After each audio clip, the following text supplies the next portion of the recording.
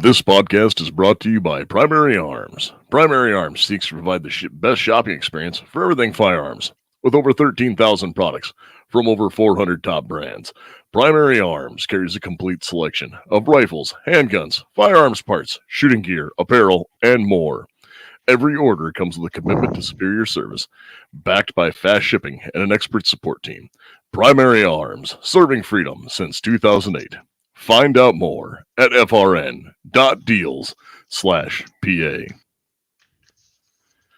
Hello and welcome to the AR-15 podcast. This podcast is for you if you just bought your first black rifle or if you've been building them for years. There is something we can all do to take our black rifles to the next level. My name is Nick Dooley. I am joined, as always, by my co-host, Garth Over. We're here. We're live again. We have another great guest on for this evening, and he's here joining us now. Yep, and this is another one. I kind of feel like I'm starting to let people down because this will be the third week I don't do a training tip. It's okay. With the guests we've had on, no training tip is required.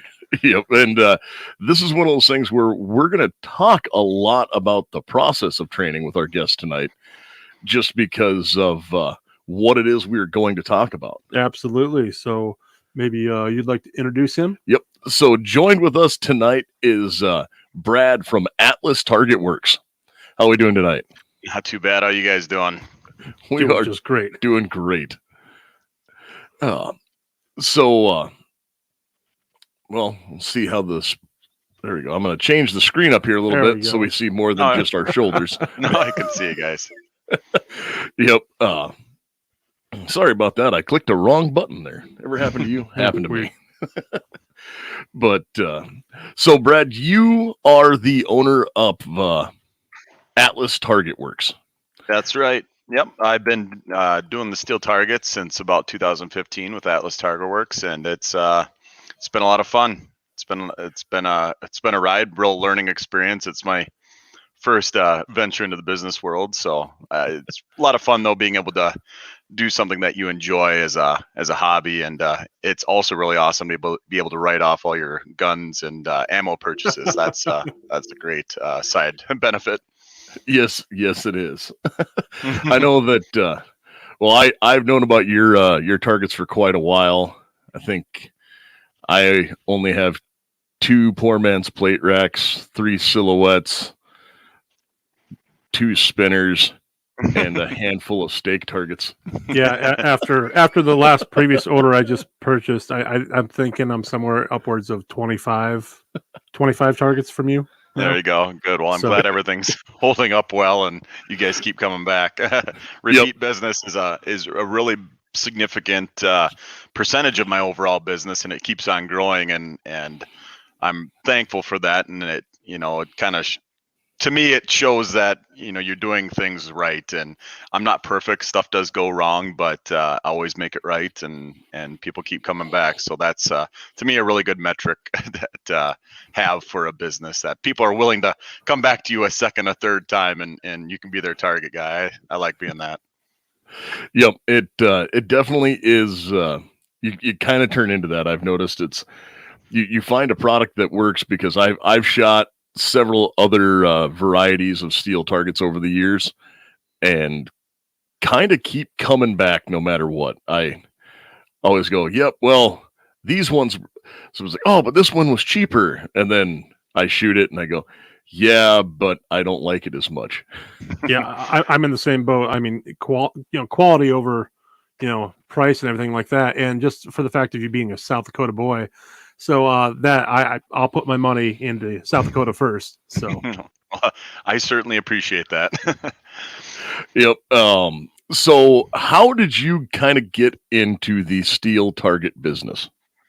Well, I was in working as an engineer, and I worked for a defense contractor, and so just doing that type of thing, I had access to all the CAD stuff, and I had industry contacts and, metalworking and stuff like that. And back then I got into 3-gun. A friend of mine got invited me to go along. It was his second match he'd ever been to over in Minnesota, and we went and did that and had a blast. And was into 3-gun, seeing all the targets. I'd always kind of wanted to do my own business. And so it was something that I thought I could kind of ease into and do as a side thing initially. And that's how I got started with it. I just started doing my own designs and adding to a catalog and got the website going. And yeah, I mean, the rest is history. I'm still not, I'm not, there's a lot of players in the market, and I'm still not one of the big dogs, but it has steadily grown, and I've been really happy with the performance, and it's been enjoyable. I love being able to do it. Honestly do it. It's like when you go to Monday rolls around, you don't have to, go, God dang it, I got to go to work on Monday. I don't look forward to, Fridays any more than I do, Mondays. It's really nice. I'm pretty blessed to be able to do that. And yeah, it's a lot of fun. I mean, in the middle of the day when it's nice out in the summertime, I'll come out, I'll shoot videos and do stuff like that. So it's pretty awesome. Good way to pay the bills, that's for sure. Yep. Now, some people that are listening to this are going to go, well, steel targets, that's easy. You just take out an acetylene torch and buy a sheet of steel and, you hang it up and that's all it is, right? Because I know exactly what you're saying. And actually, when I started doing it, I bought some targets, and I've always been a big do-it-yourselfer. I've been able to weld and had some fabrication equipment. And so when I first got into targets, I bought some steel targets from somebody else, and I made my own stands and just kind of did my own thing there. And yeah, I will say, as far as business goes, making steel targets is not the hard part.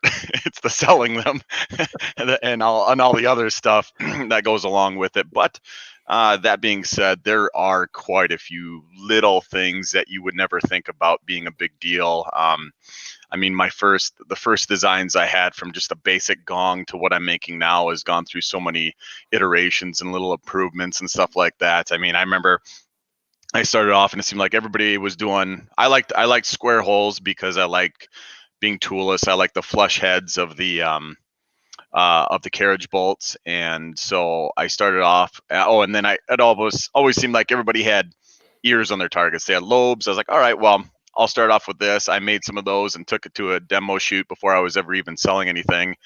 And yeah, those failed rather quickly. Just the sharp corners on the square holes, the ears broke off, because this was I don't know if you guys are familiar with Kiergaard's demo shoot that they do.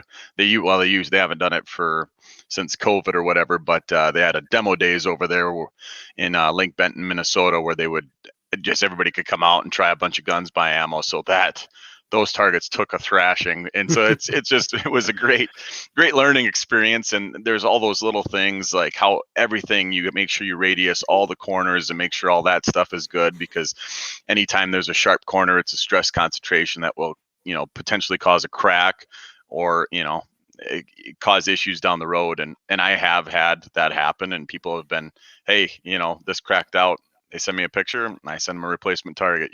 That stuff shouldn't happen. So that's part of standing behind the product, but it's some of those little things that, okay, well, I don't put ears on my targets anymore. And I still like the square holes, but they have very radius corners, so that stuff doesn't happen. And yeah, I mean, those are some of the learning experiences after you've made how many iterations and sold thousands and thousands of targets that you may not get on your own. Plus, I've also found that having the target itself is only half of it. We shoot targets because we like to have them ring, and we like to have that audible feedback. So I, have, chain, you've got belt. I do my AR500 hooks that I really like, and I really think they're really cool. And they give the best feedback, the best ring from your targets. And so that's kind of a unique system that I came up with, and I've had really good luck with it. And so, yeah, there's all tolerances with all that, making stuff backwards compatible. It's just been a ride, but I enjoy all of it. I enjoy figuring out those problems and making solutions to them that everybody can enjoy. So, yep. And when you talk about that with like ears and the radius and stuff like that, it would have been, I think, last year at our 3-gun we do here locally. We were setting up one of the stages, and we had one of the poor man's plate racks set up for a shotgun stage.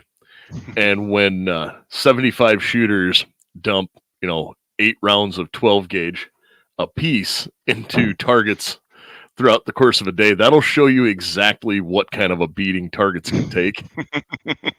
Yeah. So you had the poor man's plate rack. Was that, so were you using slugs for that or birdshot?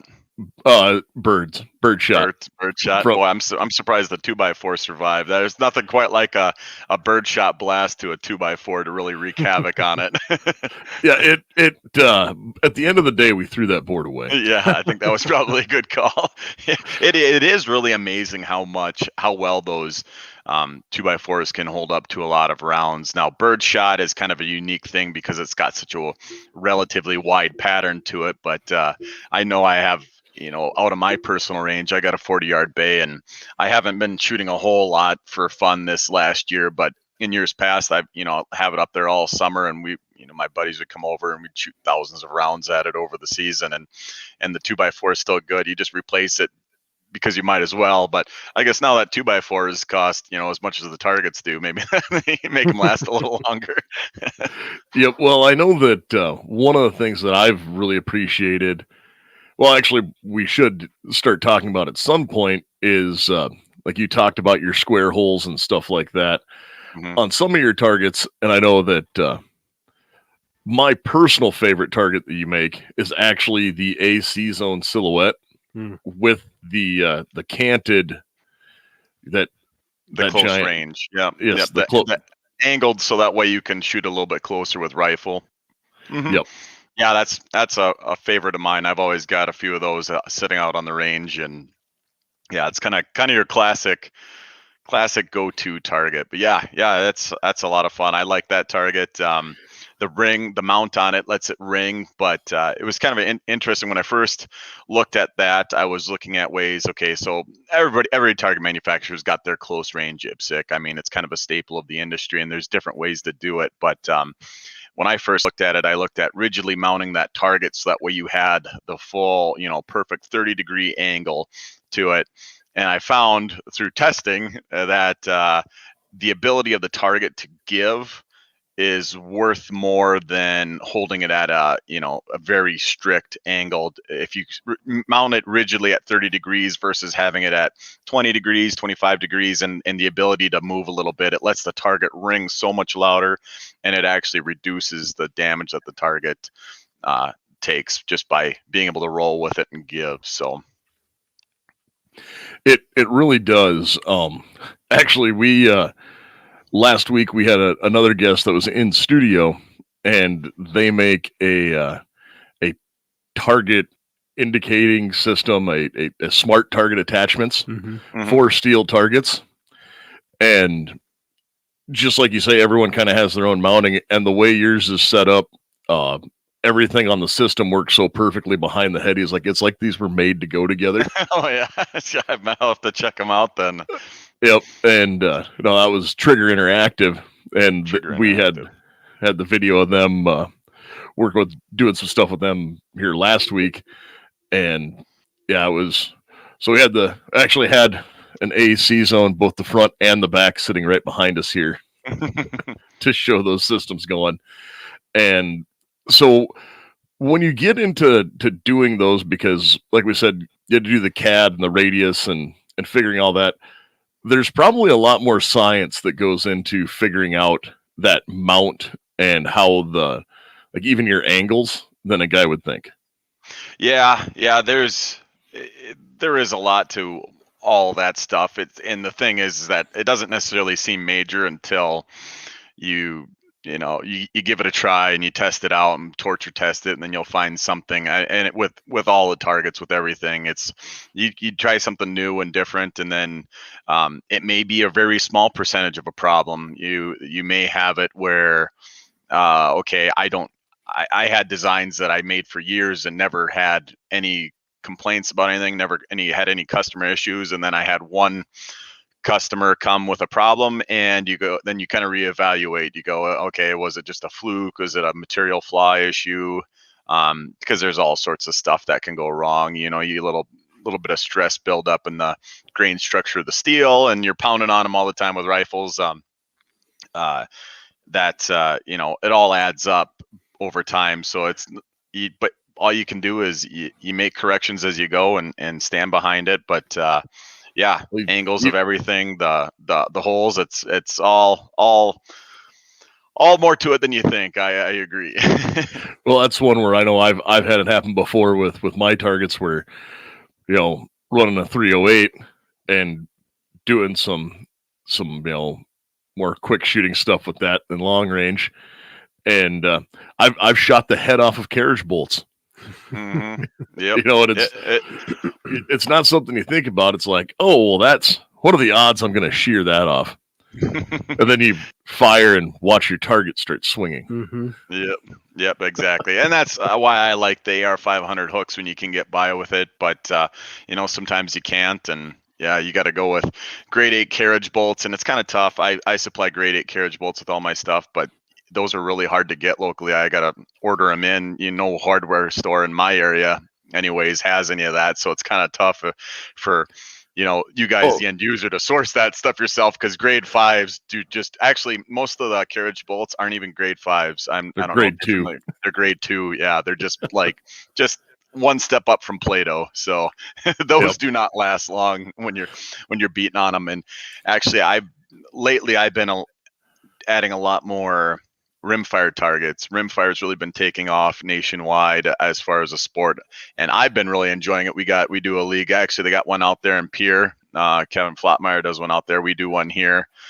There's here on other places in South Dakota. So I've been doing a lot of rimfire, and you would think, rimfire, that's not that bad. The bullets, I mean, it's crazy. The amount of things that I just never thought would be a problem, and you run them at matches for a little while, and all of a sudden you start to have issues. So just even to the lowliest 22 LR, it's hard on steel. I mean, that constant pounding, that constant vibration, and yeah, it's things that you would never think of can creep up. So you learn those lessons along the way and make adjustments as you go. Well, you know, there's one thing we should probably touch on, just because I know I hadn't mentioned it yet, and you've mentioned several times AR500. Yeah. So when I made the comment earlier of people saying, "Oh, well, you know, this is easy to make these steel targets. You just grab a cutting torch and, you know, cut out whatever this is." AR500 steel is a special kind of steel. Yep. It's a special alloy. It's heat treated. I've heard the myth that it's just surface hardened, so it's not through hardened. It is actually through hardened. So, yeah, if you cut it with a torch, you can cut it with a torch. I have cut samples by hand for something with a torch. The biggest thing you're going to run into is your heat affected zone. The inefficiencies that come with a oxyacetylene torch, you end up heating the material up pretty good. And so you're going to ruin the heat treat. You're going to basically anneal the edge down some distance from your cut. May not be the end of the world for what you're working on, but it does happen. Plasma does it. Water jet basically doesn't have anything, but it's a slow technology, or it's a very specialized technology, so it costs a lot for what it is. Laser, in my experience, doesn't have any downsides. The heat affected zone is approximately 30 thousandths of an inch. And even water jet on an edge strike, if you hit the edge of the target, the material's unsupported and you'll get a little chip out of it. Doesn't matter if it was water jet or if it was laser, it's all functionally the same. When you go to plasma, there's water plasma technologies where they actually cut the steel underwater to help keep everything cool, and that's supposed to have a really low heat affected zone. Regular old plasma table will have more, and then, you know, cutting it with a torch is the worst you can do. But you know, for some people that's just fine. It, you know, gets them by, and they can go cut out their targets and find some scrap. And I've heard plenty of people tell stories about how they got some scrap AR500 from some industry process, and they got it and they made some targets with it. So I know that originally AR500 was used for mining. Yeah, that's dozer blades, teeth, things like that. Yep, it stands for abrasion resistant, and it's 500 Bernal is the hardness rating on it. So yeah, that's it's just tough stuff, and it does really, fortunately, it does really well for targets. So it's a widely available, product. And I wish I could see a breakdown of the industry. What percentage of that AR500 is actually used for mining versus steel targets now. I bet it would probably surprise you just how much it is used for other applications. Yep. Well, and I know that, like, talking about that is it's the thickness and stuff like that. Because I know when I first started looking at it, I was trying to judge how thick I needed targets for what I was going to shoot them with, and the one target to rule them all.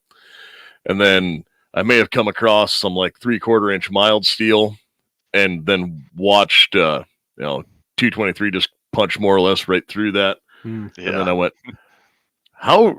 Like, then I had to look into what kind of steels were what, because mild steel is not the same as the ARs. Yeah. And not just the heat treat, but the alloy itself. It's a low carbon. It can't be heat treated. Mild steel typically can't be heat treated and anything like that. And yeah, like you talked about the holes that you put in it, it's more dangerous when you actually have a target that you punch a big, wallow out a big crater in it, and then it doesn't go all the way through. That's when you see like bullets and big fragments come back, because the AR500 is so much harder. When the bullet impacts it, it just basically fragments into a million pieces.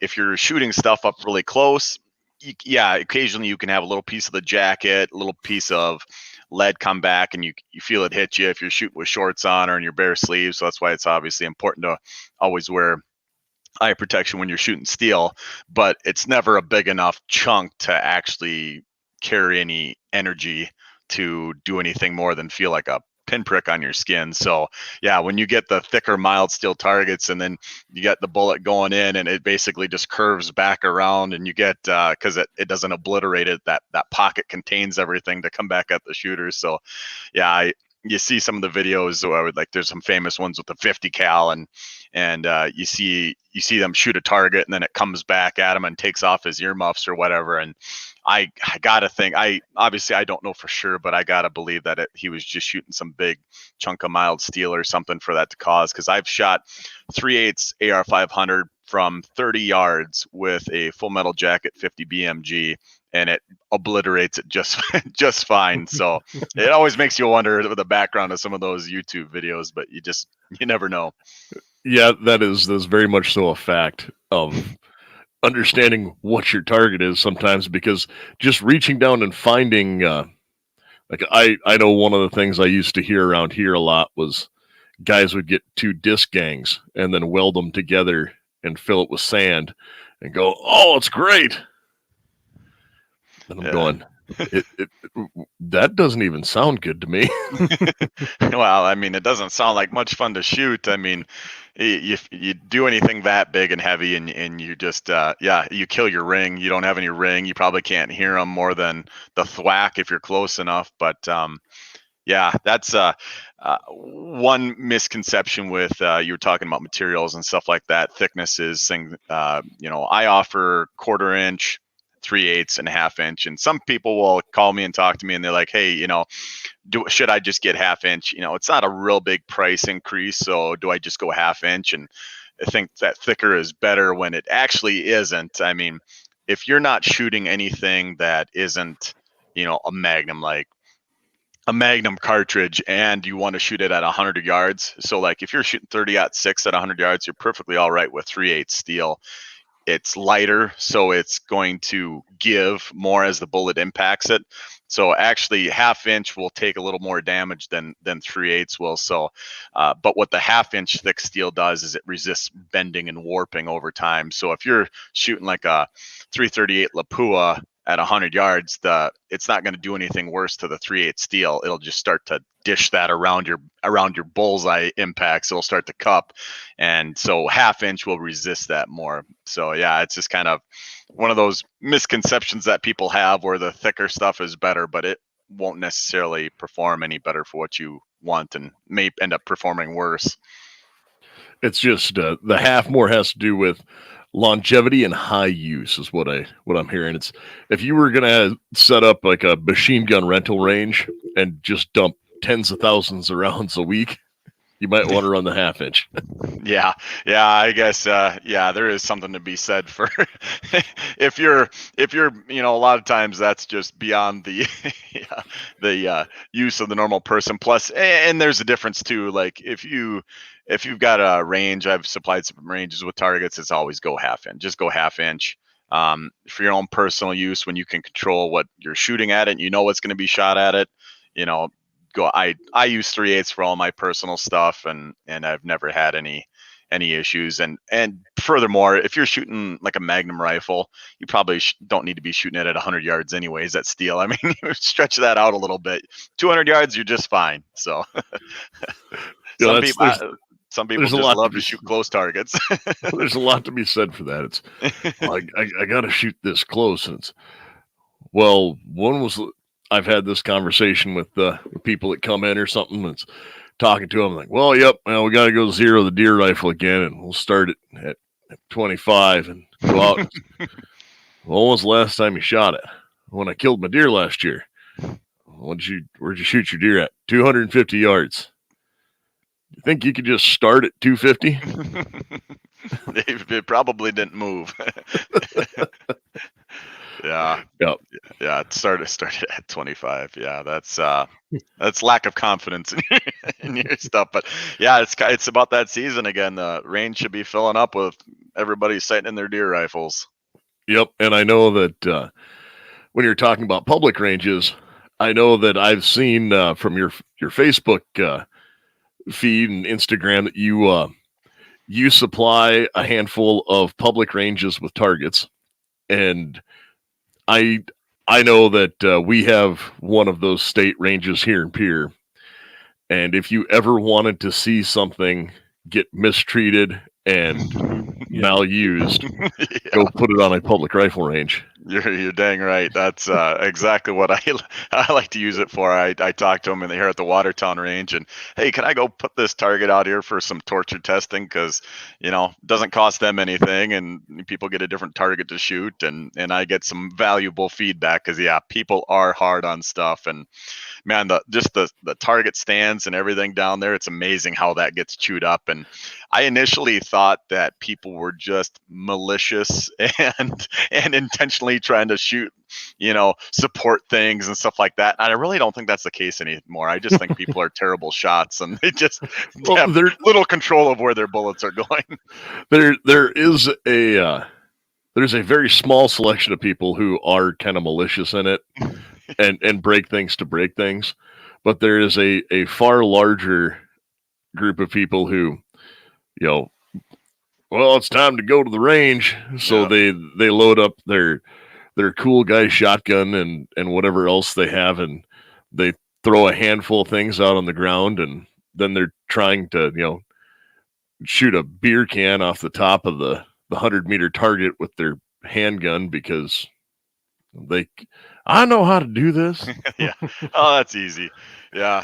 Yeah. Well, when you hear somebody doing mag dumps with an AR on the 300-yard range, they're not really going for accuracy. So that is also fair. It is what it is. I heard secondhand stories from friends of friends that were like, yeah, we were out there trying to shoot the target, and all of a sudden I smoked the T-post and that fell down. So I was like, yeah, they just didn't, no malicious intent, just people aren't that great. And when you're so involved in shooting sports, you kind of take for granted the skill level that a lot of people have, their proficiency with their guns and stuff like that, compared to the general Joe public just going out to the range with a 3x9 Tasco on their deer rifle. They just it's a different level of capability, and there's absolutely nothing wrong with it. You just gotta do your best to design around that, because that's the way it is. That is the best way to put it. Is there's the shooting public and the people who start a sentence, well, I'm a gun owner. Yeah. And then there's the people who have made this a lifestyle. Mm-hmm. Yep. Yeah. You do. Like I said, you definitely take for granted when you're so used to all the people you're around, and whether it be rifle or action shooting sports. I mean, just their ability to handle their firearms in a safe manner, and the speed at which they can do things in 3-gun, some of those sports, or the precision and how people can get stable in some of the precision rifle sports. It's amazing, and like I said, easy to start to take it for granted that just not everybody's like that. That's the reason why I never got into. I started trying to dip my toe into the PRS stuff years ago, and I realized that I was really bad at gun yoga. No, I know exactly what you mean. We got some buddies in it that you look at them and how the heck can you get in that position, and how the heck can you get back out of it? I don't bend that way anymore. That's right. Yeah, no. So we talked a little bit about you have some of the angled targets. You have obviously the gongs and just setups like that. I know that you also have your, I would call them a stand target, maybe would be the right way to put them, that are a target assembly that you shoot and knock over. Oh yeah, like the 6-inch. I think 6-inch knockdowns. Yeah, kind of a staple of every 3-gun match. Yeah. Well, there's the knockdowns, and then there are like the spring poppers you have. Like I know I have. I'll do a screen share here so everyone can see what it is that I'm talking about. And when I am sharing this here, I have one, or actually I think I have 2 of these guys. The Prairie Dog 15-inch Prairie Dog poppers. Yeah. That you just set out and then shoot and knock up, which they're just something fun to take out when you might be trying to zero something in a little bit more. And then of course the stake poppers, like you said, the 3-gun staples. I think I was thinking of a different. No, I was thinking of the knockdown targets. Yeah, those are my. Yep. Yeah, the stake poppers. So yeah, it gives you a little bit of the action of a spring popper with much less price. You just knock it in, and there's springs behind those 2 bolts to let it wobble around a little bit. Yeah. Yep. And then of course there is, like you said, your knockovers. The let's see if I can find them here quick. The knockover targets that you use to either swear ostensibly, right here, the 6-inch pistol shotgun knockdowns. Yeah, I mean they keep you honest though. I mean, I've always got some of those set up on my range, and what we'll do is we'll get together and we'll come up with a little course of fire and run through it, time ourselves with the shot timers, and just compete against each other. And yeah, those are definitely a staple, should be a staple of every range that you want to do that on, because they make great shotgun or pistol targets. I make them out of mild steel, just because that target is not a common one for rifles. So I save, I'm able to make it a pistol shotgun only target, and then keep them at a cheaper price as opposed to making them out of AR500, because who wants to, a flat facing target like that is going to have to be downrange quite a ways, and you're not going to go down and reset those every time. So there's better targets for that if you want to do it with rifle. So, but yeah, they keep you honest. It's a lot of fun to work when you're shooting while you're moving, those types of things. Because if you can keep moving as you're going down a line of those, engaging 4 of them or whatever, and they're a lot of fun. Those targets are not as popular as they should be. Well, I know that. At our local club here, we use them a lot. I think we have 12 of them. Too many of them. And I have seen 10 on one stage before. Yeah, that'll keep you honest. I believe they called it the Humbler. Yes. It's even worse when you spin them 90 degrees and then they just they don't fall over. You just spin them right on the stands. Yep.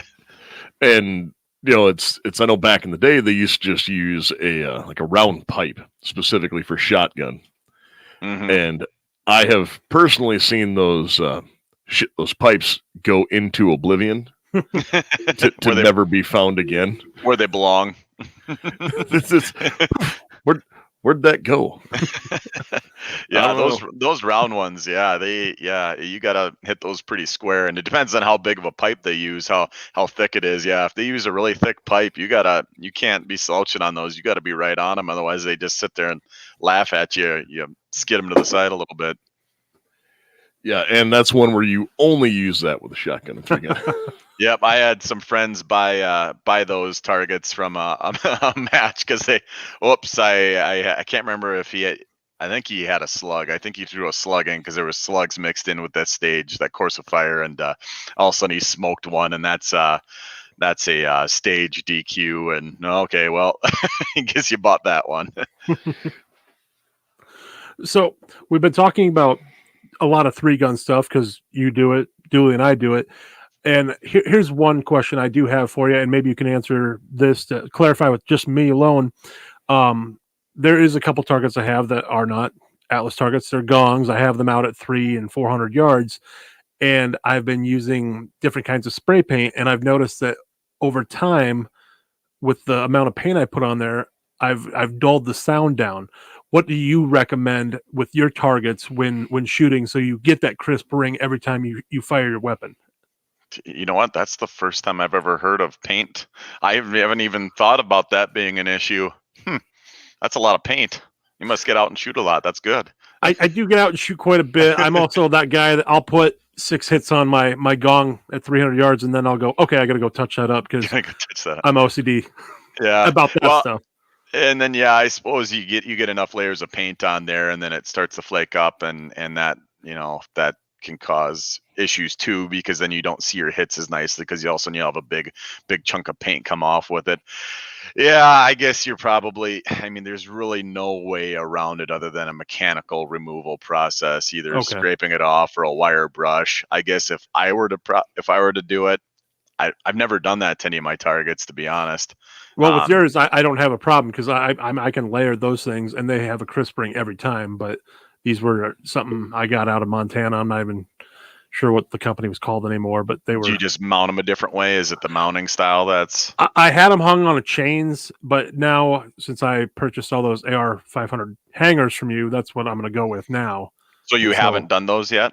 Not yet. I actually just picked up all the conduit tonight, so I'm really excited to go do that tomorrow. When I should be planning, I'll be working on my range. There you go. I think you'll be pleasantly surprised just with them as they are, with those hooks. Anytime you bolt, and obviously you're perceiving some sort of difference over time with it, but I would just try putting them on those hooks and see how it does. Anytime you bolt something to a target, you're going to reduce its ring, even the vitals on some of my targets. Reactive vitals are really neat, but they do reduce the ring. Anything that's going to absorb the vibration of that target is going to reduce its ring. So obviously paint to some extent can do that. I mean, if it can reduce the vibration, it'll reduce the ring. So if I were to try to clean that up, I would either try a sharp chisels, like putty knife type thing. If you can get it to flake off, that would probably be the easiest way. Otherwise, a wire wheel on a drill or something like that. But I think you're probably gonna have a hard time getting a lot of removal with that. So I would probably take a putty knife. I would sharpen it on my belt sander, and I would just chisel off as much as I could in 30 seconds or less. I would not spend any more time than that on it, and then just paint it back up. That's what I had to do. I tried that the other day actually, and pressure washed it, and I got minimal off. So I'll just flip the target and it'll be fine. Especially now with the hangers, it'll be okay. I think just that alone will make a big difference in how well those ring. So you'll have to let me know. Give me some feedback on that if that how well that works. Do they have round holes on them? They do. Or no, they're square holes. Yep, they're square holes. They are square holes. Then my hook should work just fine. I didn't make anything proprietary on purpose, but when you do have the way my hooks work, they are made for my square holes, and it's the way they mount on there. It's to help them retain it as well. If you go with a skinny hook that's going to work for round holes, they aren't going to retain the targets as well. But if you do have round hole targets and you want to use the AR500 hooks, you can just basically round the corners off of them a little bit, and you can still retain most of the benefits without with letting it work for your round holes. And I had somebody just email me about that today. They're from a police department in some other state and like the hooks, but they wanted to know if they were going to work with their other targets, and I can help people out with that. It's not a big deal for me to go out to the belt sander and take them down a little bit so they'll work for everyone. Perfect. Yep. And so, but we'll go back to, I think I already know the answer to this. What is your recommended paint? I love the inverted striping paint, not the inverted marking paint. Inverted marking paint is for marking your grass for electrical lines and the ground for electrical lines, utilities, stuff like that. The striping paint is the stuff meant for putting stripes in the parking lot, things like that, parking lot stripes. So I really like that. It's got more solids in it. It dries really fast, and it's got this awesome wide fan on it, so you can cover a target in no time. You don't spend your time dinking around trying to paint. You can just go down there, coat it real quick, and then some people are like, "Wow, why do you care that it dries real fast?" Well, if you gotta take your targets down, if you gotta set them back up, so like those knockdowns, for instance, you gotta go down and reset them back up every time you shoot them. Well, you paint them. You don't want the dang things that cheap paint. You can buy like a can of paint for $1, and the stuff doesn't ever seem to dry. It's like you're putting your targets away for the day. If you got to do that, they're still stinking wet. They're sticky. They get gravel and everything on them. So yeah, the inverted striping paint's a little bit more expensive, but man, I don't buy anything else for it. Just alone for how quickly and how well it covers it. You can be done in a few seconds instead of dinking with it, trying to get your target to not look like it's just full of stripes. That is always a thing, because I've had that before where, again, like at a match or even a long training day where we've had to, touch up a target that's been shot a lot. And like you said, that, okay, well, we painted it. Now everyone, take a 10-minute break while we wait for this to dry. So I know a couple of years ago I saw a video you put up about that, or maybe it was a year, but like, you can get it at Menards. This stuff is awesome. It absolutely is. Once I found that, I've never went back, and I buy a lot of paint, and it's like you said, it's not the cheapest, and you'll always get people that I just get the cheapest whatever, but the nozzles on the cheap paint sucks. I mean, it just, so what if it's $1 and you can only use half the can, and then you spend all this time dinking around with it and it's all wet there. I don't know. It's for the few bucks more or whatever it'll cost. I think it's like $5-6 a can, but they're nice big cans. You get some of the other style paints, they got the spray at any angle, so you can never clear the nozzles out of them. This stuff, you just hold it upright because it's meant to be sprayed upside down. But yeah, I just hold it with my 2 fingers, hold it upright, and you can clear the nozzle. And I get all pretty much, unless I let it sit outside and freeze in the wintertime, I get all of the paint out of the can every time. So that's really pretty nice. I know that is, after watching your videos, that is what I use, and I probably don't paint my targets as often as I should, because I do it like 2 to 3 times a year. I'll lay everything out, and then, because it's okay, I'll unpack everything, lay it all out in the lawn, and then I get this giant, like crop circle design in my lawn of all of my targets. Yeah. Well, I mean, you don't have to pay. I mean, that's what the audible feedback is for. You don't, unless you're shooting, trying to see how small your groups are at distance with a rifle or something. If you're just doing close up fast work, I mean, you're trying to hit the target, and you hear it, you see it move, you hear the ring, and that's all you need. So why spend more time doing it than you need to, right? Yep. Well, and some of it just might be purely for my eyes to help. Oh yeah. Where you can see that a little bit better. Yeah. There is nothing quite like a freshly painted target until as long as you're on. I mean, if you're seeing a bunch of edge hits and you're kind of like, oh, maybe I should have just left that one shot up. Oh, we had a question pop up here from one of the listeners. I'll put it up on screen. How much better is AR550 than AR500? It is 50 better. It's so AR550. So that'll be 550 Brunel. Let me look something up here on my computer. To rock. Let's see, because I am more familiar with the Rockwell C. So, from a metallurgic standpoint, if you're getting pitting or whatever in your targets, 550 is going to be a little bit harder, so it'll resist that pitting. But as a trade-off, it's going to be a little bit more brittle as well. So if you're really rocking it over time, I think they'll have more tendencies to a higher tendency to crack and cause issues from that aspect. As far as popular cartridge, with steel, speed is the enemy. It's not so much, big rounds don't do a whole lot to them. It's all about speed. So like your 223, if you had a target that you were, you did a lot of close-up stuff with rifle, it may be a worthwhile upgrade. If you're longer range rifle or stuff, I think it would probably be more of a liability, but this is all theoretical because I don't have 550 on my range, so I don't have any long-term testing experience from it. But yeah, I mean, in theory, it's a little bit harder, so you get more resistance to pitting, but more likelihood that it could crack or cause issues from that. So I don't know. It's a brittler metal would be the way to. Yeah, as you get harder on the, as you go up on the hardness scale, you're going to have less toughness, and so there's always a trade-off between how much something is able to give versus how hard you need the surface to be.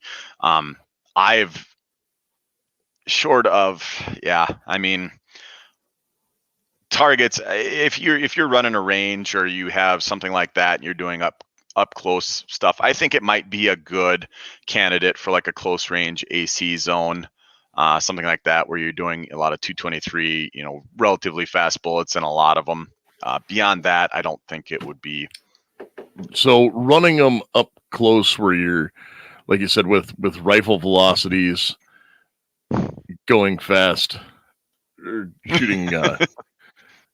Yeah, I see we got a. I'll be right back. But running like some of the faster 223s or something like that, or like, obviously 855 or one of those that is kind of bad for, traditionally bad for steel targets. That's where that AR550 might come in a little bit better.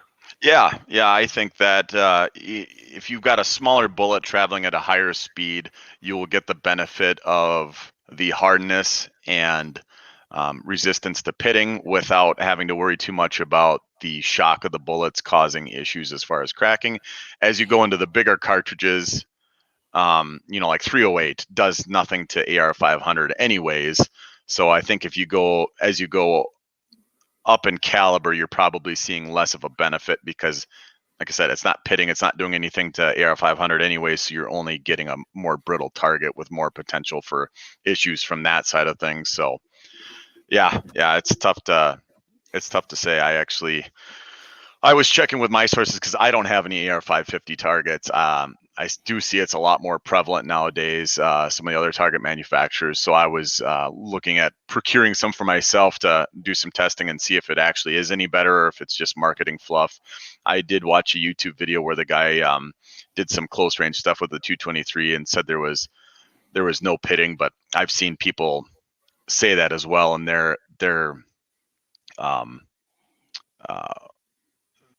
threshold for what no pitting means is different than mine, or no damage and everything. So I want to get some myself, and so what I'm saying here is to the best of my knowledge, and so, like I said, it's going to be theoretical knowledge from knowing a little bit about metallurgy. So don't take it as the gospel, but that's my honest opinion as best as I can give it. I'm going to do some testing myself, and I don't think it's worth changing over an entire line, or that's all you offer But I mean, unless it's no price difference, but there probably are some applications where the increased hardness, like I said, those close range IPSC AC zones would probably be a good candidate for it. But man, steel prices are insane right now. It's crazy how expensive that stuff is. I mean, steel as a commodity, traded or whatever internationally, is up 200% this year, and they said they don't look for it to go down until Q2 of next year. So we'll see what happens. Well, like anything else, with the way the market's going, I mean, are you shocked? Steel, wood? It doesn't matter what the commodity is. It seems like everything's just extremely high price right now. So yeah. I did a little digging into it, and they said that this was just a Forbes article, but they said that all the new housing that's being built, all the appliances that are being made for everything, they all use steel. They said look for it to get even a little bit worse when the chip shortage starts coming around for automobiles, because then all of a sudden they're going to be building more cars and trucks to catch up with demand, and they all use steel. So yeah, Yep. it's everything. It's already here. I was actually, just for funsies, I went and test drove the new 2021 Bronco that finally came out, the full size. Yeah. Okay. And I was quizzing the dealer, and he goes, "Yeah, I can get you into one, but you got to get on the list now because it's 2023 before you can get the hard top." I went, "That's insane." So he goes, "Yeah, there's like 50,000 people that want one right now, so you could be 50,001 if you get on the list now." I went, "No, thanks." Yeah, it's insane. I mean, everything seems that inflation's up. Everything seems to be more expensive, and yet everything is still flying off the shelves. So yeah, I don't know why. I can't explain it, but it is what it is. You got to deal with reality. Not the way I want it to be. Yeah. No, that's for sure. But Brad, where can everybody find you on the internet? You can find me at www. Do we still say that anymore? No, I don't think we do. The World Wide Web. AtlasTargetWorks.com. If you search at Atlas Targets or whatever, some combination thereof on the Googles, you'll probably find me. But yeah, AtlasTargetWorks.com. I've got everything up on my website. I got a bunch of videos. I try to have videos of all my targets so you can see how they work and hear how they ring. And I've got some good videos talking about a lot of stuff that we talked about as far as target thickness, what you should get, mounting options and how they make a difference for, the ring on your target. And yeah, I got a pretty healthy YouTube channel, so you can check me out on there as well and just see the stuff yeah, I mean, that's what it boils down to, right? I mean, you want to see this stuff in action. You want to know how it's going to work and how it's going to be out on your range. So I've done business all over the country and got a lot of really happy customers. There's reviews on everything, and yeah, it's I think it's a good site. And if you got any suggestions, I'm all ears. Well, sounds great. I know that Garth and I both use them, so we were kind of excited to hear you say you'd be willing to come on and talk to us. And again, you're semi-local to us, so yep. As our local target manufacturer, that's only 3.5 hours away. I mean, what's a 3-hour drive in South Dakota? That's right. Nothing. That's right. Just hop on the highway and you're there in no time. Exactly. Yep. But no, I certainly appreciate your guys' business, and I'm glad you've liked everything and liked it enough to have me on the podcast. I know Garth, I messed up Garth's order. I didn't get the right targets cut, and they were supposed to be in, and Garth called me up, and it's stuff happens and stuff slips through the cracks. So I'm certainly I wasn't too worried about it. I just figured, I was like, well, the last time I ordered, they were here in a day, so I went, something might be up. Yeah, we'll find out. Yep. And I'm glad you did. And I don't have too many issues, but when you do, you just take care of them and move on. Because it sounded like you got the targets you're supposed to get rather fast. So yeah, speedy. Gotta love speedy delivery up here in the Midwest. Yeah, it's something I guess not everyone has. I know that's who my Brownell's Edge orders come from. Is speedy. Oh, yeah? Huh. Yeah, they only serve kind of the upper Midwest. So it's if you can do them, they're fast. The Postal Service has had a heck of a time lately, but they get a lot of my heavy stuff, and I've got customers that like the mail carriers just don't even try delivering them. They just tell them it's at the post office and come to get it. Yeah, my all of my carriers hate me. Yeah, they do. They do. Well, like when you order a pallet of shotgun ammo, Yeah. that they then pull off the case and and do case by case. Case by case. Yeah. Yeah. Just make sure to give them a nice little gift or Christmas time. I know my mail carrier is a saint for what I put her through. She's a gal in her 60s and she does an awesome job. Never complains. I help her when I'm there and I can, but she never asks for help. And then you get some other town with like, yeah, the mail carrier wouldn't even try. And they're like, this just happened today. And they're like, you guys got that good pioneering spirit up there in South Dakota still. They don't complain about such trivial things as 50-pound packages. Yep. All right. Well, Garth, do you have anything to add, or is there anything else you'd like to put out, Brad, here before we get signed off for the show? No, I appreciate you guys having me on, and check out atlastargetworks.com if you're interested in some of the best darned steel targets known to man. All right. I agree. I love them. So, anything else, Garth? No, I think we're good. We're going to just say happy trails until we meet again. Is that what you're looking for? Well, that, and I figured we'd talk about Patriot Patch Company. Oh, okay. PatriotPatch.co. I'm sure where you're going.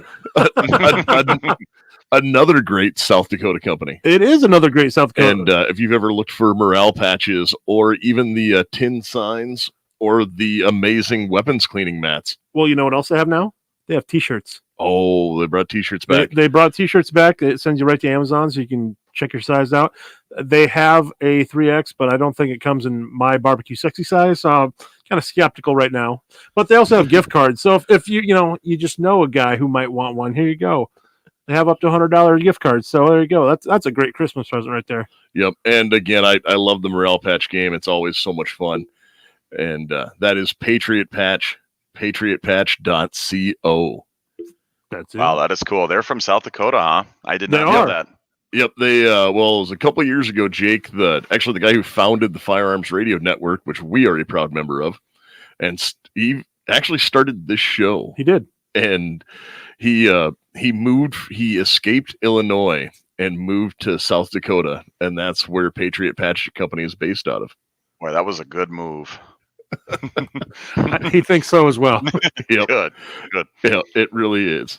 And so you already did the. Well, I know I did because you just gave me a horrible cue. You just kind of kept looking at me weird. So I guess if they want to know where they can find us at AR-15 Podcast 2.0 at gmail.com, AR-15 Podcast 2.0 on the Instagram, AR-15 Podcast on Facebook. You can check us out through the Radio Firearms Network with our Teesprings link. We have some merchandise, not a lot, but we do have some. And we also have a few affiliate programs. Check us out through Palmetto State, MyMedic, and Faxon, right? That's correct. That is all of them right now, currently. Yep. So for the moment. Moment. Yeah. All right. And well, with that, I don't have anything else for the now I can say happy trails until we meet again. All right, we're good. And I'm still not singing. So you guys out there, you stay safe and stay armed.